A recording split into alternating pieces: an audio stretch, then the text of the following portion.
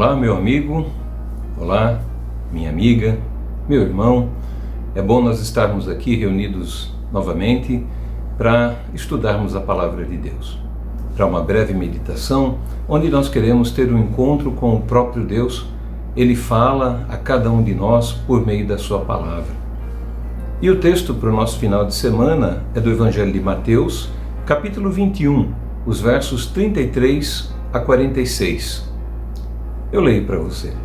Jesus disse: escutem outra parábola.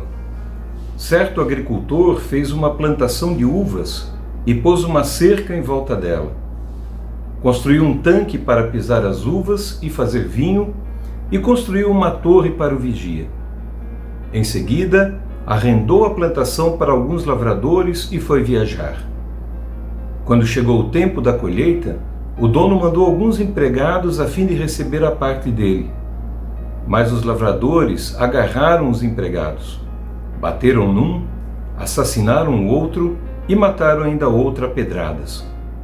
Aí o dono mandou mais empregados do que da primeira vez, e os lavradores fizeram a mesma coisa.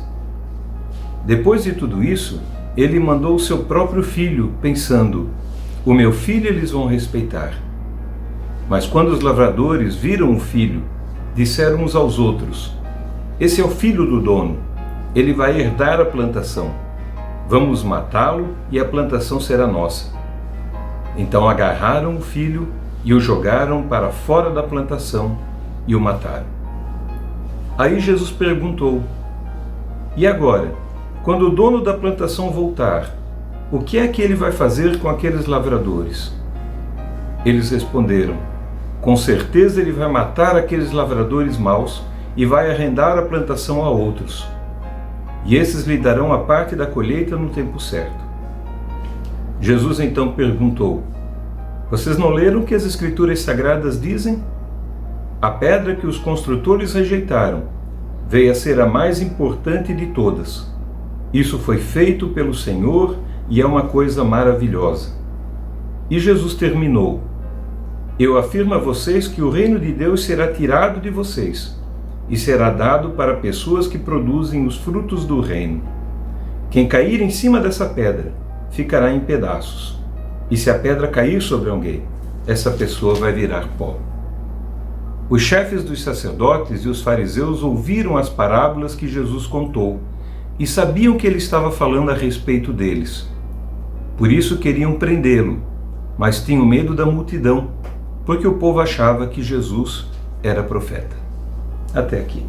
Essa parábola que Jesus contou, que nós lemos em Mateus, ela está no contexto de 3 parábolas. Essa é a segunda, que Jesus conta em reação ao questionamento que os sacerdotes e os doutores da lei fizeram a ele. Jesus já havia entrado em Jerusalém na sua entrada triunfal, e ele estava no templo ensinando. Mas como assim? Eles pensavam, Jesus pode ensinar. Ele não estudou com nenhum rabino? Ele não é um de nós? Ele não é um mestre versado nas Escrituras, versado no hebraico? Ele não é alguém que tem a mesma formação que nós? Como ele pode ser rabino? Jesus, quando contava parábolas, contava a respeito de coisas do cotidiano, coisas que eram bem fáceis de entender.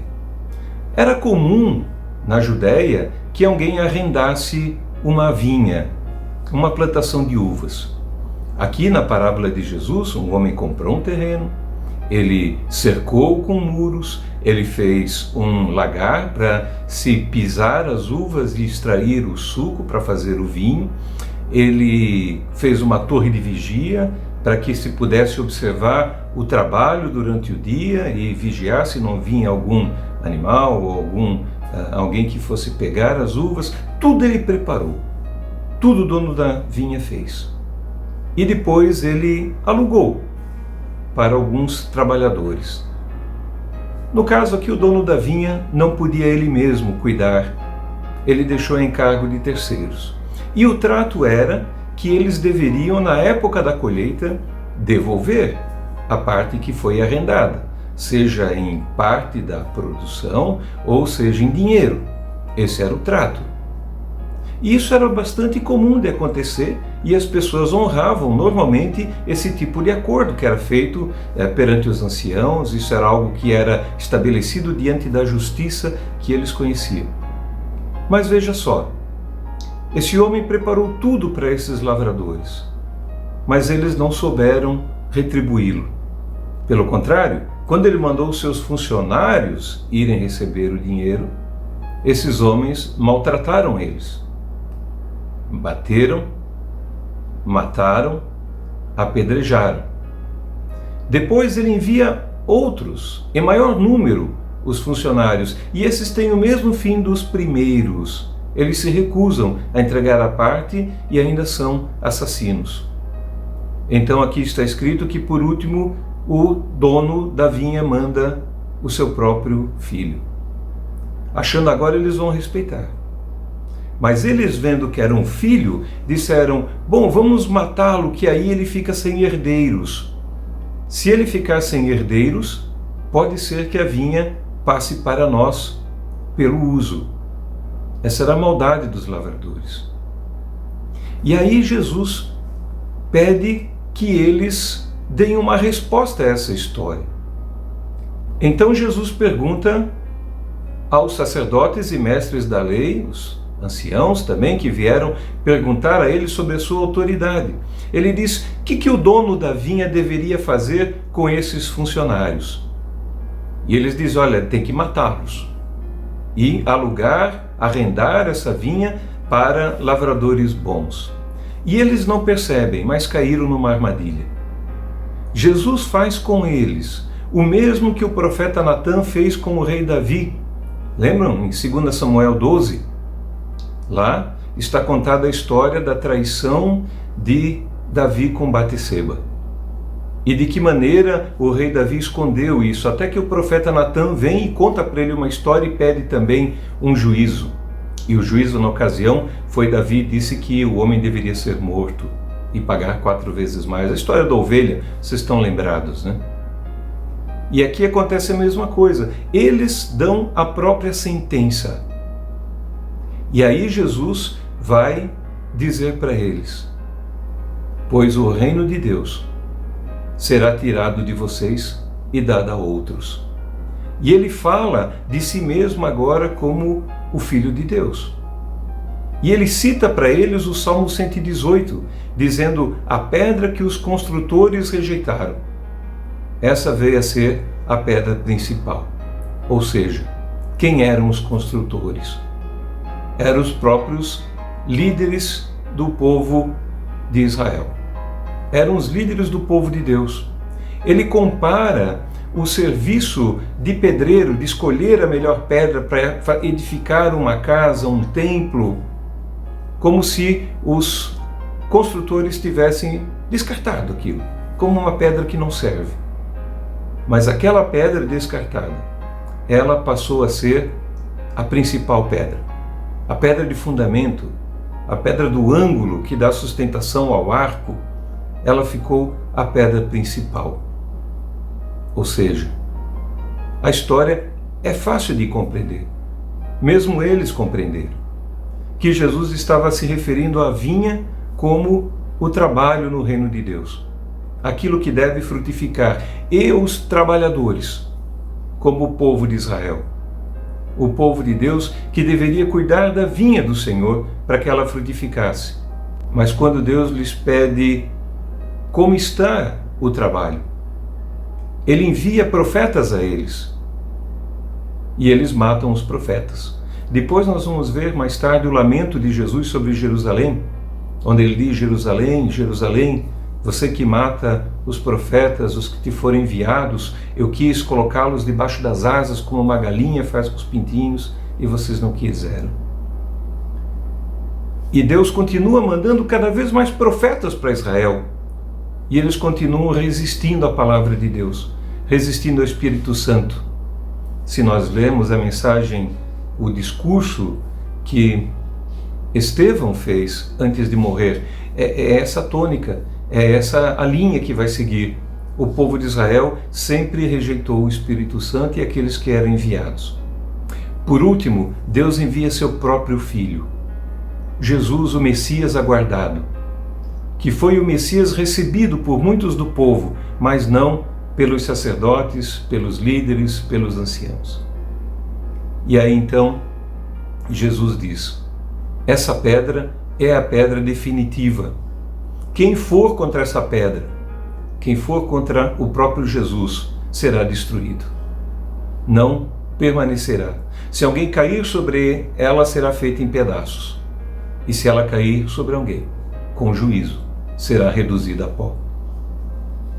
Esse é o juízo que Jesus faz sobre o seu povo. Sim, o reino de Deus foi retirado da liderança daquele povo e dado a um outro povo. Que outro povo Jesus está falando? Nós vamos entender bem se lemos, por exemplo, Romanos capítulo 11, onde o apóstolo Paulo compara o povo de Israel com uma oliveira.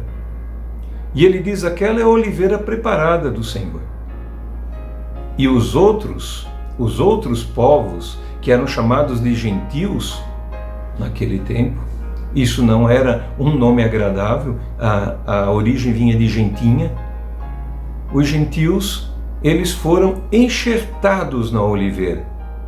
E você sabe, qualquer agricultor sabe que quando faz um enxerto numa árvore, aquele galho, ele ganha características da árvore onde ele foi enxertado. E, portanto, todos os povos do mundo, aqueles que passaram a crer de fato no Senhor Jesus, são enxertados no povo de Deus. E assim Israel não é mais um lugar étnico, ele não é mais um lugar geográfico, mas é uma união de pessoas que creem. Sim, o que o apóstolo vai chamar o novo Israel. O novo Israel, ele contém todos os israelitas crentes e todos os outros povos que também creem em Jesus. Mas o juízo foi feito. Eu quero chamar a atenção para alguns aspectos desse texto. Primeiro, a vinha não é nossa. O povo de Deus não é nosso. A igreja não é nossa. Nós somos apenas trabalhadores. Nós temos que ter em mente que a vinha é do Senhor. Não podemos dispor do povo de Deus como se ele fosse massa de manobra nossa. Nós não podemos enganar o povo de Deus nem conduzi-lo a um caminho que não seja o de Deus. Porque contra essas coisas o próprio Deus faz juízo. Deus cuidou e nos entregou apenas o trabalho. Agora veja, nós temos trabalho para fazer.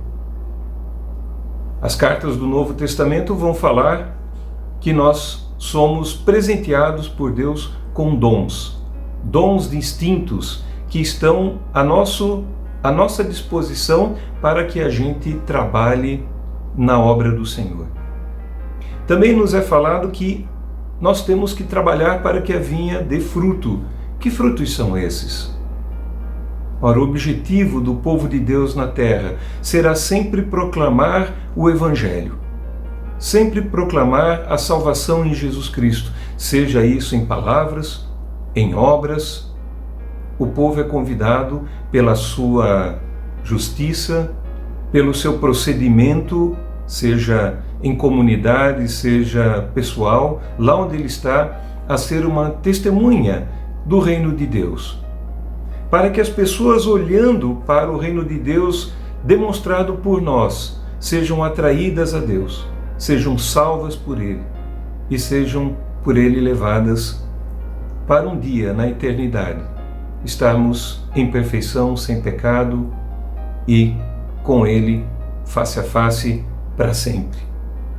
A igreja tem um próprio nesse mundo e o próprio dela é a pregação do Evangelho, é libertar pessoas, é estar ali onde impera o reino das trevas para trazer luz, não a sua própria luz, mas refletir a luz de Cristo, a luz do céu. Por outro lado, também, essa palavra para nós é juízo. Porque se Deus retirou do povo de Israel a primazia, o direito primeiro sobre a vinha, também nós corremos esse risco. Não nos enganemos. No momento em que uma igreja perde a fidelidade, no momento em que uma igreja perde a sua razão de ser, o seu próprio, como eu falei, então ela não tem mais serventia. Então os seus trabalhadores não estão mais cuidando dos interesses do seu Senhor, mas estão cuidando dos seus próprios interesses. É possível que nós tenhamos forma de igreja, mas não tenhamos conteúdo de igreja. É possível que nós estejamos na igreja, mas que não sejamos igreja. E não vamos nos iludir. O Senhor não vai deixar que o seu nome seja envergonhado para sempre. Nós temos visto muitos escândalos que têm sido feitos em nome de Deus. No nosso país mesmo. Nós vemos as notícias a cada dia. Eu sei que nós estamos no tempo da graça. Mas haverá um dia em que o Senhor fará justiça aos maus pastores, aos maus trabalhadores, aos maus cristãos, que se dizem cristãos, mas se utilizam do reino de Deus. Aqueles que estão na casa de Deus, o templo, agora eu não estou me referindo a um templo físico, mas a igreja sobrenatural do Senhor, a reunião de todos aqueles que creem. E então será separado o joio do trigo. Eu desejo que você seja um trabalhador preparado por Deus, que Ele te encontre trabalhando na vinha, para que ela dê muito fruto. Deus nos abençoe, tenha misericórdia de nós. Amém.